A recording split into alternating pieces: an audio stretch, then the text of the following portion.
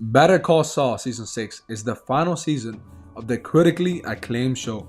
The season delves deeper into the conflicts and alliances between the main characters, with Jimmy/Saul increasingly involved in the dangerous world of organized crime.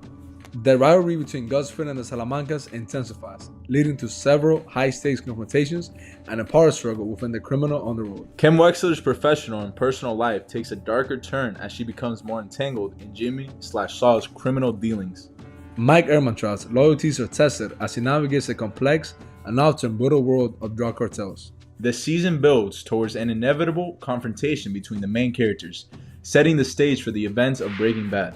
Better Call Saul Season 6 provides a thrilling and poignant end to a story of Jimmy McGill/Saul Goodman and the other characters in the series. The season successfully ties up loose ends, making it a must-watch for fans of both series.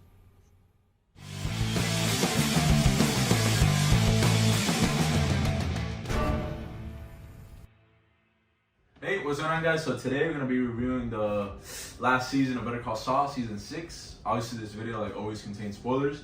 It's a very sad wrap-up, I would say. It's very sad that we won't be able to watch the series anymore. It was amazing. Just to get it out the way, I love this season, although I do have some problems, which we'll get into it later. By the way, just a quick reminder, this video is going to be a two-part. So first we're going to talk about the first part of the season, then we'll talk about the second one. Yeah, I think it's fitting because this really does feel like two parts. So just start off, like the first 7 episodes all the way up to Nibby. I would say the best Better Call Saul, arguably even the best all Breaking Bad universally. I think it's it builds so much from the season before and it gets so good, bro. I'm talking about it was a must watch. You had to watch what's going on with both Lalo and then just everything, bro. And Nacho, bro, it was just so much, bro. Like you said, Lalo. Usually every season of this show, it kind of starts kind of slow, because you have to build the new conflict, you gotta build up the new storylines. But season 5 set up a perfect connection to just starting off on fire immediately. Obviously, see Nacho and they're on. We see Nacho running away from the Salamancas, and then there's this whole when I was first watching it, I'm like where's he gonna go exactly? Because I wasn't sure. It seemed like Gus and Mike had a plan, especially Gus for Nacho, but I didn't realize that the plan was for him to die all along. I thought he was gonna get killed, but I thought it was gonna be by him getting caught by Salamancas and just being tortured and all that. But I'm glad they didn't do that because Nacho deserved a better death than just getting destroyed by the twins or one of them. I would say that I wish we got Lalo and Nacho to see each other. I guess that's true. The confrontation between the both of them. Because honestly, neither of them knows that the other one died, or they don't know what happened to each other. And we got a lot of, even though it was fake, we got a lot of builds in the relationship in season 5. They spend a lot of time together. Yeah, literally. But disregarding that, I loved the death. It was one of the best moments of the whole show. Like Alo was telling me because he watched it before me, it was poetic. I'm glad that he was able to do it himself. Yeah, nah, for sure, I would agree. I think the whole build-up of it, I didn't know how he was gonna die. We knew that he was gonna die right there. We just didn't know how. And something that I want to touch on that I touched on a little bit in the previous video, I would say seeing Mike really care for someone and that person being taken away, and that kind of builds on to the character of Mike in Breaking Bad. In Breaking Bad, because I feel in that show in Breaking Bad he cares about nobody except obviously his granddaughter, and here we see the people that he cares about Werner or Nacho, they end up dying. And I really appreciated that. And yeah, his death was super poetic, like we were saying, and it was beautiful. Something that I love about this season too is I feel all the storylines work and they all get tied up into a nice little bow, especially towards the end of the last episode, and I really like that. Yeah, I would say that when the season started, I would see Jimmy and Kim just messing with Howard the whole time.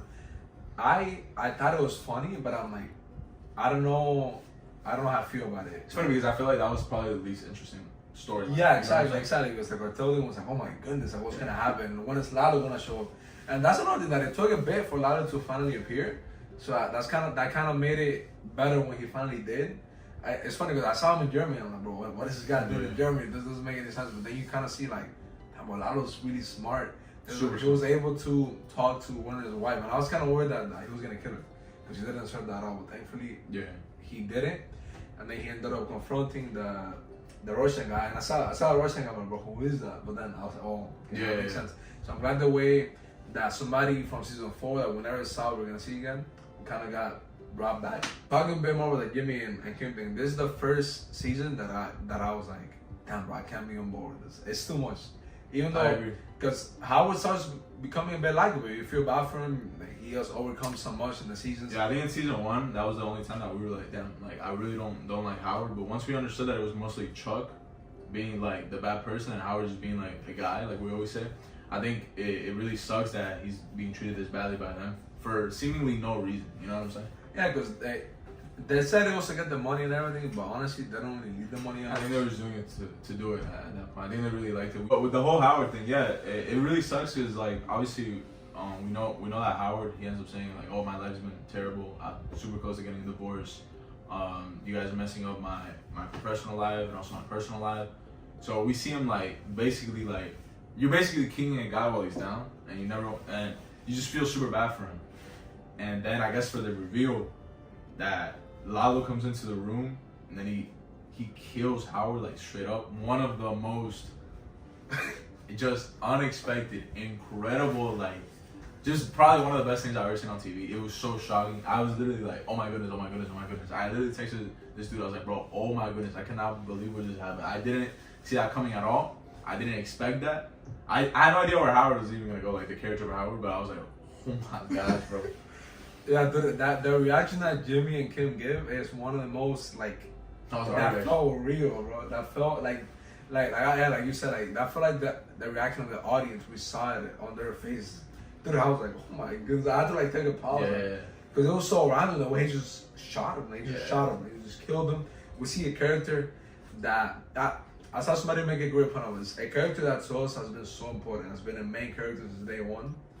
Lalo just killed him like it was nothing. Yeah. I think that's part of it. That to Lalo, that didn't mean anything. Did you tell me that that Bob Odenkirk and that's something we had to confirm, but they hear that they didn't know that it was gonna happen, which will add to why they were so shocked. Yeah, but like this guy just died, and it's funny because it makes sense, because if he wouldn't have died, what would have happened? You know what I mean? You would have had to like do too much to explain how it goes next.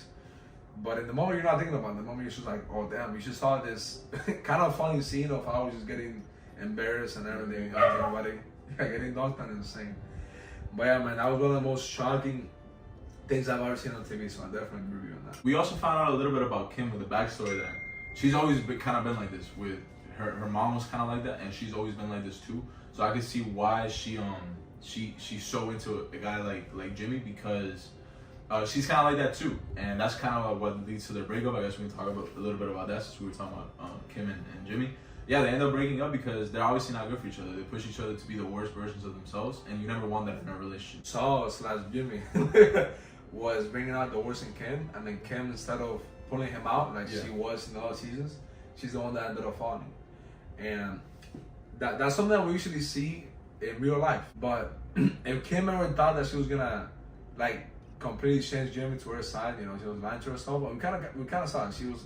She always saw the best in him, but it got to a point that she would like turn the blind eye to all the bad things that he was doing, and it got to a point that even Kim was even being worse, because you saw that at the end of last season, Jimmy was like startled, you know, shocked by everything that happened with Lalo. And it kind of seemed like he was down to show a little bit, to not do too much. And we see it even at the beginning when Kim brings it up, like, oh, we're gonna do this to Howard. Saul was like, are we gonna do this? And then just to like not disappoint her, and because that's his girlfriend, like he wants to make her happy, he ends up doing it. And obviously he ends up liking him because he does like doing that stuff.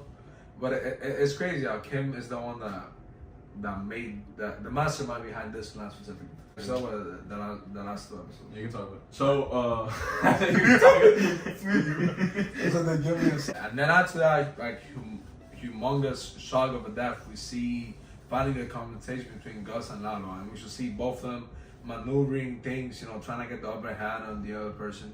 And I actually have a bit of a, like, I think the way Lalo died to Gus in this episode, it didn't satisfy me. Like, we knew that Gus was gonna win, but I was expecting maybe like a better way, like Gus was gonna like outsmart Lalo at the end of the day, because it's kind of like Gus's, you know, outstanding characteristic, that he's just smarter than everybody, has everything planned. But he just kind of beat him by chance. I didn't like that, because that doesn't fit the character of Gus. And Lalo had been shown to be this just insane killer that he couldn't be defeated. and he just gets killed by like a gunshot in the dark. I don't know. To me, that felt like a bit cheap, just because you have to find a way for Gus to win. No, I mean, I didn't notice until you brought it up, but I would actually have to agree. I think that we didn't really that it didn't necessarily fulfill me, because I feel like, yeah, like you were saying, Lalo was arguably the best villain in Breaking Bad. I don't think that's crazy to say. I really love how his character, and just for him to die that way. It's just, I didn't really personally like it. Say like a little bit more in the episode. Like the episode definitely feels like really intense the whole time from the beginning to end. Like this level of intensity, you know what's gonna happen. So yeah, that's a fire episode. Just Mike, Gus being on the move, being in the action, and then Jimmy being tied up at home. Like for sure, it's crazy how like you were saying, they tied up everything in a way. I'm like, okay, like the fact that brought Howard into the house.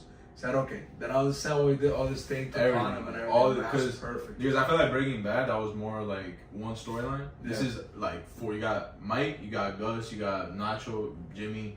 All these storylines, and they all the fact that Kim and Gus talked at all. That's just kind of I get what you're saying. They're able to put it together in a way that makes sense. So good episode. The only negative that I have with it is the thing that was said about Lalo and Gus, but overall, like an insane like just storyline with Howard and Lalo ends up like dying and everything. And it was just cool seeing Gus, you know, at the end of the day, Gus in this show wasn't really the bad guy, so he wasn't. Yeah, we talked about that a few times in other videos, but he really wasn't. He was just there, sort of like he wasn't really like. I think the bad guy was probably Lalo.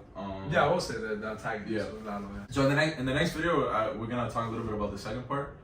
Because now this video, this season basically gets wrapped up. We see Jimmy become Saul, and we see that Kimmy and we always do that. So yeah, basically to wrap things up, we're gonna talk a little bit more in the next video about our thoughts on the second half. Yeah. We just to you guys kind of get an idea. We weren't necessarily big fans, but you'll see more of that later. I really love how he finally becomes Saul. Him and that jump was crazy, bro. That jump from, because we saw Jimmy as Saul like in the last 2 seasons, but it wasn't the full Saul. It was Saul with a bit of Jimmy in it. But then we see him like just like that. It goes to him in the mansion. And it's like Sean said it because I was watching his review after I finished that it's depressing, bro. It's depressing because you knew I was gonna happen, but you were like holding out false hope that he was gonna end up in a better way, and just finally see like, damn, this is inevitable, but it's still sad to see. But thank you guys so much for watching. If you guys enjoy, please like, subscribe, and peace out.